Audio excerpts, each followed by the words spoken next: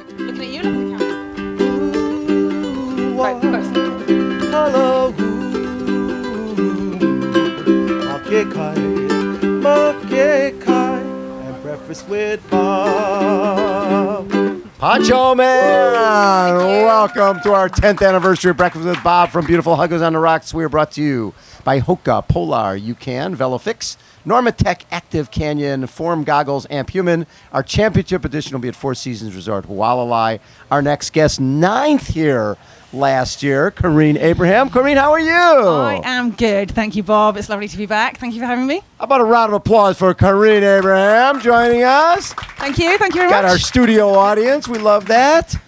So you go from, as a teenager, you're a judo, kung fu, all that type of stuff. That's correct. Yeah, I was doing judo from about the age of 6 through to 18 and doing every other kind of sport that I could do as a junior, really just super active, like, hockey, just gymnastics. Everything. And where'd you grow climbing, up? kayaking, Mid-Wales. So Mid-Wales. Rural, country girl. Yeah. And yeah, my parents are active, sort of kept us outdoors doing a lot of things, and I think it was just good grounding, really, for enjoying being active in life. And I've always done some kind of training or some kind of exercise, and just carried it through now to being a professional athlete. So didn't see that coming. I was going to say, was that a total surprise? All of a sudden, because were you thinking the Olympics for judo, or? No. I was national squad, so I was in the Welsh squad, but I wasn't as good that I was making sort of waves in the judo scene, as it were. So I was good, but when I sort of left home at 18 and went away for university, I started joined different clubs. So I was doing kung fu and kickboxing, some tai chi as well. So just changed things up a little bit, changed my training, enjoyed doing something new, and that's just the way it's always been. I've always, and then I started to play volleyball. So I've always enjoyed the learning process, I think, and the club atmosphere, and just being active, doing sport. When did triathlon enter your world?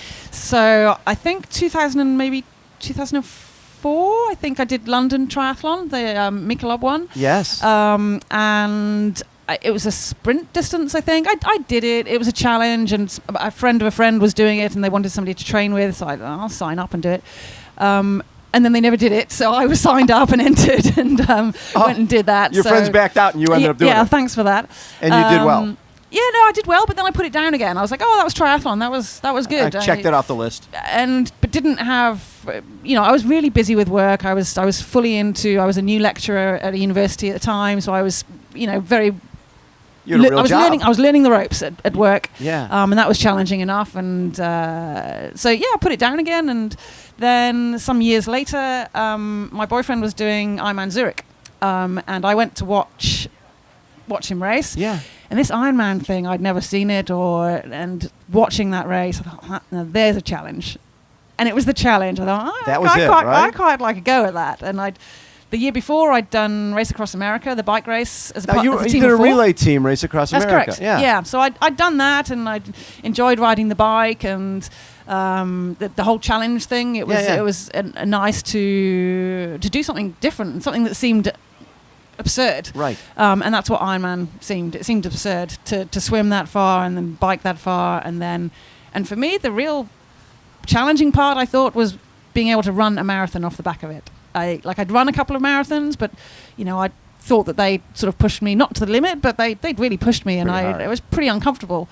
And then the thought of running a marathon after the swim and after the bike really made the Ironman seem like that's a challenge. Something that was gonna something that you could definitely fail at.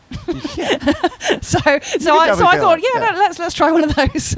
So what was your first Ironman? I did Regensburg. It was a race in Germany, and it was I think first time. It had been quite a long-standing race in Germany before it became an Ironman, and I'd signed up and trained for that, and then I came third overall. So you were an amateur. So I managed to place sort of above a few professionals, and I won the age group overall, and that bought me my ticket to Kona in 2010. So that was my first time here, and to do well against the professionals was quite eye-opening. I bet. And I'd just taken a sabbatical from my lecturing job, and then I thought, I'm quite enjoying the training, and maybe I could think about being a professional in triathlon. It's gone. Let's just see what I could do if I trained full time. And so I never went back after my sabbatical. That was it. I was a triathlete then. So. And what race? What was your first pro race? Then 2011 was my first year pro, and it was really hard. It's a different game, isn't it? A different game, but also I think I went to Texas, I ran Texas. American Championships, Yeah. and DNF'd. Then I went to Ironman Wales and I DNF'd. So 2011 was really challenging. Yeah. You know, I'd come out of being a super age grouper for after 6 months of Dominant. training. Yeah. And it wasn't like I thought I could just waltz into the pro ranks or anything. But yeah, the injury was just knocked me for 6. And so it was a fight then through, or a sort of just more challenge through to 2011 and 2012 to sort of find my feet and train full time. Yes. Adjust to that. The demands of that. And then through 2012, I started to see some, 4th, 5th, 6th maybe, and started to make progress, and then broke through in 2013 with Ironman Melbourne with a win there. And then when you came here last year, you had a really good year, right? Won Ironman France, and you Kalmar, Sweden. Yes, you won Sweden as well, and came here, but you tweaked your calf. I tweaked my calf, and my calf tweak turned out to be a stress fracture of the tibia, and so that wasn't great. But I didn't find that out until afterwards. You didn't know you had a stress fracture of your tibia. You had a calf issue. No, it was the calf reaction was, the muscle tenses up to try and protect you mechanically. Yeah. So it felt like a calf problem, and then of course that persisted. It wasn't going to repair itself because it wasn't a calf problem. And of course it was just a case of doing what I could up to the race. And during the race, in fact, I knew it was going to be a problem. Run training hadn't been happening. 3 weeks you ran a couple times? Yeah, pretty much. Yeah. But the thing is, I've been up and down the injury wave a few times, shall we say. So you knew how to deal with it. So it was a case of, and I've had tough races where I've raced when I wasn't fit. Right. I've had to race in order to try and qualify or to gain points in the previous point system for qualifying for Kona. And so I've had tough races, and I've raced when I haven't been at my best fitness-wise, but I've done well. And that has been a real sort of learning curve and lesson that I don't have to be at my peak of fitness in order to have a good race. Yes. So although it's Kona and it's the race where everybody wants to be at their best and everybody generally is feeling really fit and well, I just knew that I could still run. And it was a case of seeing how well I could run. So I swam actually my best swim that I've had in Kona and probably in most races. I then came off the bike in 3rd, so that was like... So you finished the bike ride in 3rd place overall. I mean, again, that was a good performance. I knew I'd biked well in Nice, I'd biked well in Sweden, and the bike strength was still there in the Kona winds, and of course we didn't have as much wind last year. But I still think that I was able then to ride away from the pack and to ride my own bike race, and then it was just a case of running a marathon. Just drawing on that experience of having raced not fit. Right. It was a case of just see what you can do. Just it's an open book. Don't write the race off before. If your body can't do it, then you're going to have to pull it out. But if it can, then keep running and just keep trying. So that's what I had to do, and it was Was that frustrating, knowing that you had been running so well, and you ended up 9th, you were in 3rd off the bike, and you're at that point you're maintaining. You just want to. I want to be top. Well, you want to be whatever you can be, exactly, but you want to be at least you want to be top 10. Absolutely. Well, yes, there is the top 10 kind of the draw definitely, and yes, it was a case of just I think it was probably. When I'm racing, I feel like I'm sort of really stuck in the moment. Mm-hmm. So I'm just doing everything that I can to get to the next aid station, to keep my run form going, counting off the kilometers.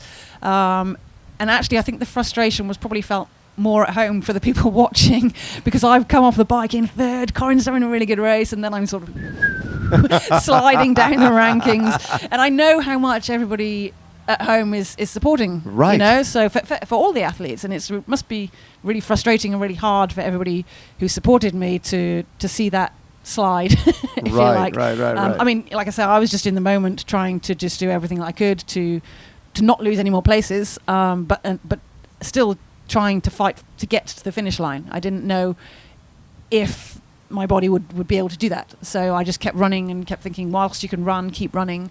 And then Angela Nath came past me. Well, a lot of people came past me. Winnie came past me last year and slapped me on the backside as she came through and keep going, girl, or something like that. And honestly, that just kept me laughing for like the next 2 kilometers. To somebody slap you on the backside as they come through. Like, thanks, Winnie. 3-time champion. That's Thanks, not Winnie. bad, I'll take that. And then, so quite a few people passed me. You know, Annie Haig obviously ran fast through, and Sarah True ran fast through.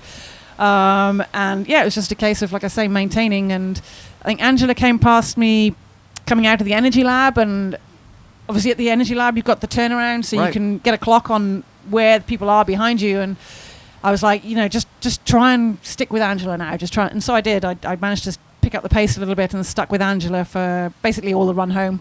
Nice. And so she came in 8th, and I was You're ninth. 40 seconds whatever they had behind her. So how long after the race did you find out that it was a stress fracture? a couple of weeks. So because after Kona I was if it was still, I still had thought that maybe it was a calf problem. I got treatment and it wasn't going away after sort of resting after Kona for a couple of weeks. So I thought, because my previous thought had been I would stay stateside and then go and race in Arizona or something like that? No, further December, Patagonia. Oh, yep. And Arizona championships. But I just thought, no, this isn't working. I need to go home and sort out what this problem is. And so flew home, and it was a couple of weeks. So as soon as I got home, I saw my physio and sports doctor there and jumped in the MRI machine. And, that's why you couldn't run. So, that's right. Yeah. But you're healthy this year. I am healthy this year, yes. And you're swimming and cycling as well? Yes. So I think, like, the swim is just changing for me. Like, I feel different in the water. Like, I'm not throwing out any incredible times, but I think in previous years, just my swimming generally, I've always felt like I'm struggling through the water. It's always an effort to stay afloat. But now I feel like I'm much more floaty. I feel like I've got a better balance in the water. And whilst my times don't seem any faster, it's still, I'm spending a lot less energy I was going to say, in the water. So you can ride better. And I mean, I feel more relaxed. You know, that's huge to feel like I'm not just struggling from kilometer to kilometer to feel like I'm actually swimming and floating in the water. It's much more enjoyable that way, I find. And the biking's going well, and we can hope to have a good day and just run that good marathon off the back of it as well. So I love fingers crossed, hey? A round of applause for Corinne Abraham. Thank you. Poncho Man, take us out.